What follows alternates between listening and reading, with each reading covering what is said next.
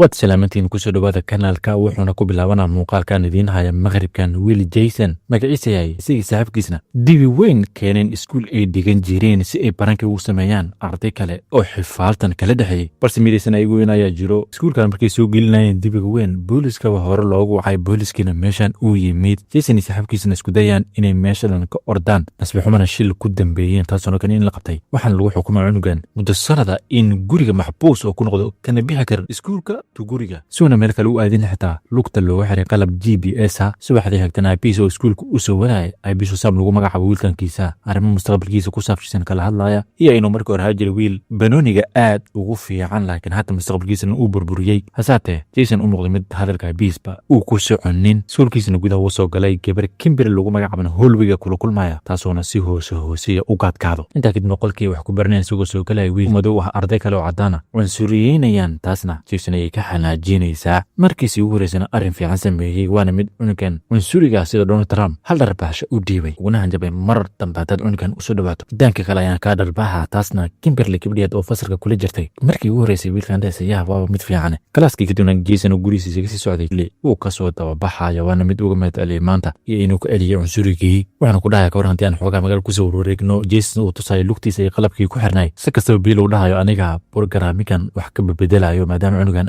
aqlilo uu ahay labadooda wada socdaan imaanayaan guriga Kimberly isagoo aqliisi isticmaalana GPS kilagta ugu xirnay isaga cilad ku furay fariin uu ka dhigay inta kadibna labadooda wada socda soo qaadanayaan gaari waxaan imaanayaan meel macdan laga qodi jiray Billina uu ha qofka dalbaday meesha in la keeno inta kadibna Jason iska sii bixrabay haddana ka xumanaya cunugan hadhow qof gurigiisa u celinaya wuxuuna soo aadaa halkii uu joogay Billy markaas indhiisa qabanayaan gabadhii uu jeclay oo iidana meeshan ku qabaysanayso biyan isku tuurtay isagoo si umilay inay ku qoostay haddana goor dambe meel gadaashiisa ka soo muuqatay waxayna weydiinaysaa waryaha meesha maxaa ka soo doontay wuxuu isku jawaabo waayay halka Billy laftirkiisana oo meel gooda ku jiray qaraxyo uu ku dhedhejinayo meeshan macdanta laga qodo si lama filaan qaraxyo uu u dhacay taasna waxaa maqlayaa Jason iyo qoftiisii waana soo ordaan cunugan oo dhaawac gaarin waxayna weydiinayaan maxaa qaraxa ku sameynaysaa isla qaraxdana sidoo kale laba arday oo iskuulka isla dhigtaan oo meesha maraya soo maqleen shantoodana isugu yimaadeen halkan qaraxii uu Billy qarxina waxay keentaba dhagax weyn inay ka soo muuqdaan 5 coin oo kala duwan mid walbana kalar gooni ah leeyahay shantoodana mid walba mid kale ayuu qaadanayaa lana yaabanay faa'iido uu leeyahay dhagaxan 50 ma wiilis meeshii joogeen maqlaya gawari booliis oo dhinacooda ku soo socdo taasoo ku keentay inay ka kala ordaan balse booliskana gaarigooda ka soo daba qaadanayaan hasaatay gaarigii Billy oo duq ahaa uusan orod badan lahaynin waxay isku raacayaan tareen wada uu marayay in uu hormootiyo si booliska hadhowtol uga mirqaan nasxumase ku dabeeyeen shil inay ku gaalaan tareenka dhinaca kale kuwa kalluumaysataa oo waxaan warkayna ayagoo shabakadoodii ka soo saaray gudaha la yaabsi halkaas ku arkaya wax ayaga ka yaabiyay kalluun ahayn gabri maaya camalna u muuqdo waxayna go'aansanayaan inay qaadaan si dowladda ugu wareejiyaan subaxdeena meel degaday ku soo xirteen mid kamid raggan uu damcaya inuu firiyo noolihii xalay ay soo qabsadeen hasaate noolahan uuba yahay mid nool wuuna weeraa dhammaantood kalluumaystayaashan eber u daaray waxaana soo bixisaba in noolahanba riita la yidhaahdo sanado far badan ka horna weerka ka soo dhacday halkaas saddexdii saaxiib xalay shilka ay galeen mid walba subaxdaas uu ka soo kacay qolkiisa la yaabna ay ku tahay qofka meeshan keenay iyo sidii ugu badbaadinba tariinkii gaarigooda ku dhacay balse weli haystaan koynankii ay soo kala helayeen arrinka kaloo la yaab kalees wuxuu yahay in shantooda mid kasta oo kamida uuba haatan helay superpower uusan isku ogeynin intaa kadibna Billy iskuulkiisa ka soo aaday lookarkiisana iska ag taagnay cunsurigii haddana uu soo weerarayo wuxuuna isku dayaa in gacanta uu ka jibiyo hasaate cunsurigan hal uuba nuuxo karinba Billy gacantiisa saas intuu uu taabtana isaga dhan la kala tuuray markaas waxa ka dambeeyay Billy iskuulka caan ka noqday marse isagoo ardada faraha badan ku dhex jiray Kimberly uu imaanayso waxay ku dhaanayna wada hadalna ayaa rabaa saddexdoodana mid kasta istusayaan koynanka ay kala haystaan iyo kalarada ay kala leeyihiin Jason ku faanayo maanta wax baan isku arkay oo shilimaadkan superpower ayayna siiyeenba iskuulka gidbana go'aansanayaan inay dib ugu soo noqdaan marka la meeshii macdanta si ay wax badan uga ogaadaan meeshii markay yimaadaan Zack iyo Britney ay uga soo horeeyaan sidoo kale labada cunug ayagana awood isku arkeen say u tusaana taas derbigaba ku kori karaan si xawaare ah. Kimberly Jason taas sameynayaan balse markii la gaaray Billy uu cabsanayo wuxuuna ka dhacaa baabuurta iyagoo iska baabaashaalayna kusoo dhexdhacayaan meel biyo ah si lama filaan halkaas ku arkaya wado ka dhaxbaxaysa waana ay soo raacayaan kama dambeyntiina spaceship weyn oo meeshan ku duugan ay soo dhex galeen albaabkana uu xirnay Jason uu ku taagaya koonkiisa taasoo keentay in uu furmo iyagoo aad u xiisinaya waxa gudaha ku jira soo wada galeen hal mar si robot Greeny ay lugta ka qabanayso waana ay jiitaysaa saaxiibayaashiisa oo rabeen inay difaacaan xoogba ay ku dhammayneen mardamise robot kaloo yaniisa oo Alpha 5 lidhaahdo soo noqday shantaan isbaraayo wuxuuna ku dhahay danu faraxsanahay in kama dambeyntii shantii coin ay isahleen ama u midoobeen waana idin sugaynay maalin uun inaa imaan doontaan wuxuu sheegaasi jabka fahmaynin isagoo siiri istaaga meeshiina hal mar meel hortooda TV weyn laga daaray waxaana kasoo muuqana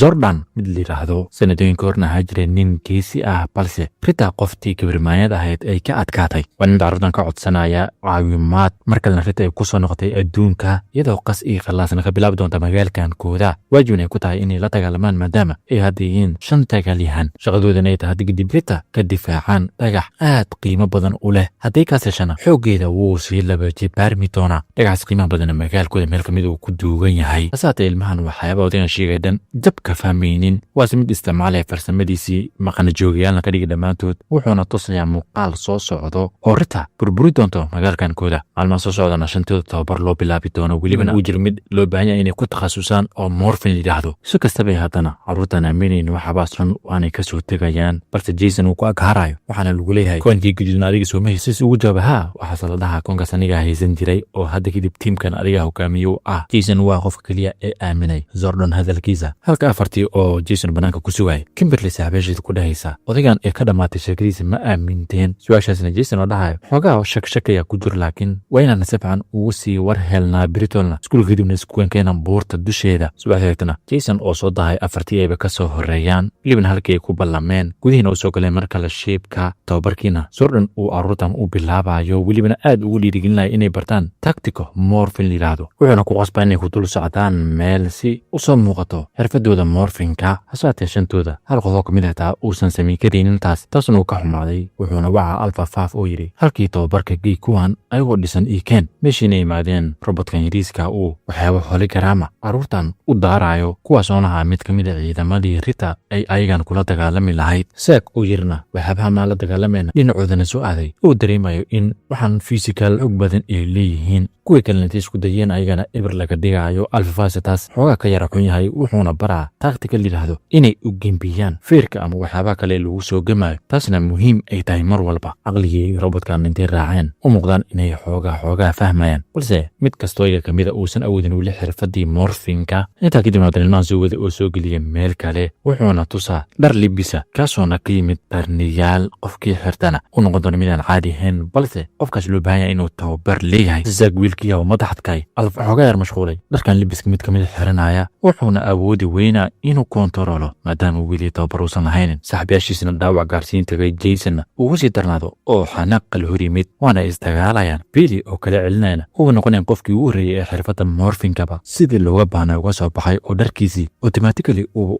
jirkiisa uga soo muuqday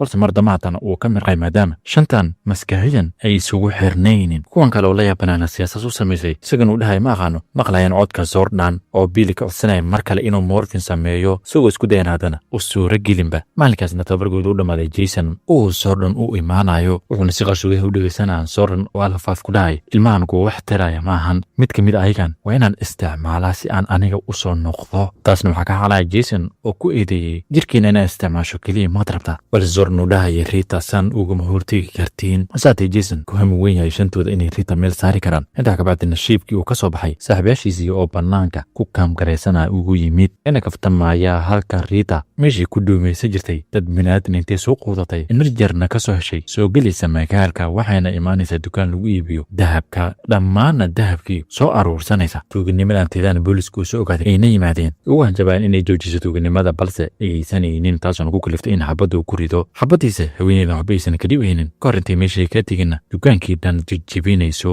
mar kale ku soo noqoshantii aad ugu welwelsiyihiin in mid ayaan kamid weli uusan xirfadii morfinka samey karin sababtana waxa kalmaan in weli caqligooda iyo jirkooda uusan midaysnaynin mid walbana madaxiisu uu ka socdo sababtana waxa kalmaan shantooda inay markii horeba saaxiibo isyaqaano waxayna mid walba weydiinayaan haye nooga sheekay taariikhdaada zaakna uu bilaabayo hadalka oo wuxuu yidhi aniga hooyadeyda ayaan la noolahay welibana aad u xanuunsan waxaan aad uga xuma midna ayaa jirto aad uga xumaan doono waa maalintii ay dhimato maadaama qof kale aanan haysanin beeli ayaana ku xigsada isagana leeyahay sababta aan buurtaan maalin kasta u imaado waxa kale maahan aabahaygii mar hore adduunka maxasalaamiye ayaa jeclaa jiray oo favorite positionkiisa ayay ahaa jirtay anigana waddadiisii ayaan raacaa waana imaadaa kimberlin ay ku xigsatay balse gabadhaan dhahayso aniga qisadeeda qof aan u sheegaya ma lahan waa i qarsan tahay waxayna u dhiibay sheekada jason uu leeyahay aniga magaalka oo dhan waa laga yaqaanaa sababtana waxa kale maahan kubadda cagta aad ugu fiicnaan jiray laakiin doqonaan noqday oo barankii hadda koraan iskuulkii ku sameeyey ayaa wax walba iga burburiyey gabadhii tiriinheed oo iyadana waqtigeeda la soo gaaray u sheegtay in weligeed tan yaraanteeda ahaa jirtay gabar aad u dhib badan welibana farta ka xiran taasna waxay keentay in qof walba si siirigaas uusan u qaadanin waxyaabaha ay sheegto barashadaas gaaban kadibna buurtii ay ku kaamgaraysanayeen kasoo tagaaya tiriin oo qolkeeda iska jirtan habeenkii maray goor dambe ahayd rita qolkeedaba soo gashay gabadhaan ay damcaysa inay iska celiso hasaatee isku xogahaynin labadooda halkiisa ay dili lahayd rita gabadhaan ku dhayso naftaada waan kuu daynaa laakiin waxaad ii sheegtaa dhagaxii qiimaha badnaa meesha u yaallo halka jason oo inuu iska seexdo si lama filaana kimberly ku soo booqatay guriga waxayna ka raaligelinaysaa in shantan saaxiibkooda weli aysan xirfadii morfinka samey karin iidan qaladkaasay leedahay maadaama aan aniga sirteeda iidan ka qaariyey waxaa isku dhahaysa adigaan kuu sheegay hadda goorna ay dhacday iskuulka inay dhigato in sawirra gabar kale ay leedahay welibana personal ah ama private iskuulka ku qaybisay ama ku faafisay gabadhaasna ceeb u soo jiitay balse jason uu ku dhahayo hal qaladaad samaysay noloshaada inaad u burburso maahan maadaama hadda aad ka xun tahay inaad ficilkaas geysatay qof fiicanaa tahay saykiisigaasna intay wadeen tirini u soo diraysa message si degdegan isugu yeertay dhammaantood markay isugu yimaadeen u sheegtay in riita cawada soo weerartay kuna qalqaalisay sidoo kale in tiimkeeda amaba askarteeda ay ku soo biirto markii ugu horreysana saaxiibayaashan kuwa ayaga ka mid oonan aabisanayn rita inay jirto aaminay waxayna isku wada raacayaan waa inaan ka hor tagnaa rita xitaa anigoonan haysanin weli qalabkii markii aan xirfadda morfinga barno aan gasho lahayn intaa kabacdin intay issoo hubeeyeen rita meeshii qashinkay ku dhuumaalaysa jirtay ugu soo kaalay waxayna meeshaas ku arkayaan nin ku xirxiran ayagaana lagu dabayay intayna meela fiifiirinayeen rita korkooda ka soo tegayso shantoodana damcaan inay iska celiyaan hasaatee mid ayagaan ka mid xitaa rita uusan waddo la mari karin dhammaantoodna xirxirtay dhinaca weydiisanaysa dhagaxii qiimaha badnaa halka u yaal ii sheega ayagaas uga jawaabaya ma naqaano ay xanuujinayso markii dambase bili oo ka xumaaday saaxiibaashiisa iyo sida loo ciqaabaya ku dhahay dhagaxaas wuxuu yaalaa dukaan lagu iibiyo rootiga oo magaalka bartamihiisa ku yaala ogaashii ogaasana kadib bili ku kala tuuraysa biyaha halkaana ka tagtay saaxiibayaashaanse mar dambe xarkii iska furfureen bili oo biyaha ku suuxsan ka soo saaraya banaankii markay keeneen dareemayaan cunugan mar hore inay nafta ka baxday intay soo qaadeenna keenaya bishiifkii soortan uu ku dhex noolaay imaadigoodan ka codsadeenna soordan in cunugan naftiis u badbaadiyo una sheegeen sidoo kale se waxu dhacan iyo rita eberin ay u soo daartay jasonna qaladka dusha saaranayo maadaama qofka soo jeediyey in rita la dagaalamaan caawa asaga u ahaa soortana dhegeysi uu sheekadaas dhegeystay kadib isbishiibka wakhtigiisa dib u burgaraaminayo taasina waxay keentay in bili uu cayli ku soo noqdo kadibna jason uu mahadcelinaya soordan haatana ku dhahay shantiina waan midaysannahay weliba hal faraanahay una ballanqaadeen rita eberan u soo daaraynaa kadibna intay gacmo isqabsadeen mashiinkan dukoor dulmaritaankiisa ku fashilmi jireenna dulmareen mid walba xirfadii morfinka uga professional ku yahay soo nixirteen dharkooda dhinaca kale rita dhammaan dahabkii habeen rasuuxadiisay ay isku keentay ka soo saaraysa askari weyn oo dhabal xoog ah una tiri soordan bishii buu ku nool haweenaa soo burburisaan halkiisa intaysa soo gaarin welina ay buurtii dul saarnaayeen shantiikiis yar soo muuqdeen waana kula dagaalamay ciidamada rita madabeyntina ka guulaysteen xitaa rita oo fara badnay dhinaca kale magaalka ritadan askar kuweeda oo burburin ku hay saaxiibadan dhahayaan waa inaan haddana kuwaas ka hor tagnaa imaatinkoodii waxba aan laysku reeban jason uu arkaya aabihiisa oo kamid a dadka meesha ka ordayay isagaana raadinayay feeraweyaashan rita ka amar qaadanayay gaarigiisa uu dabagedgedinayo si uu badbaadina aabihiisa u soo ortay dhinacaas odagaan uu gaari kudhex hadmaan u taagay gacanta sababna uu dareemayo qofkan badbaadinayo iyo isaga in connection leeyihiin amaba adigu wuxuun ka dhahay intaa ka bacdina saaxiibayaashan feerweynihii dahabka laga sameeyey isugu tegayaan hasaatee ka xoog badan yahay waas kuwa u isticmaalaya farsamo iyo inay hawadaa sare isaga soo tuuraan iskuna qarxiyaan taasna u shaqaysay qaraxii laftirkiisana riita uu wax gaarsiiyey iyadoo dhulka jiiftana askartii dhagxaantaha ayadan ka marqaadanayay burburayaan maadaama iidiiba tabarta ay dhigtay shanta saacibna u malaynayn inay ka guulaysteen balse goldar kii dahabka ka samaysnay uu haddana isku imaanayo sidoo kalena riita qof caadiya ka dhigay kadibna feer xoogan uu ku dhiftay dhulka soo baxaysaba dhagaxii qiimaha badnaa meesha uu ku duugnaayay dadana ku falhayso maadaama dhagaxan muddo sanada ay raadinaysay kii xoogeeda 5 jibaar ka dhigi lahaan uu yahay usii socotana dhinacaasi uu soo qabsato shantan saaxib u ogolaanaynin taas si xumase goldar uu caruurtan waabinayo wax walba ay sameeyeen xataa u muuqato haatan inay shaqaynaynin uurta fiinteedana ka tuuray riitana ku amrayso ayah ii soo qabahee dhagaxan qiimaha badan si uu taa ku mashquulsisaanasa hal mar shantii saaxiib oo haatan hal qof iska soo dhigay maadaama maskaxdooda isku geeyeen soo muuqday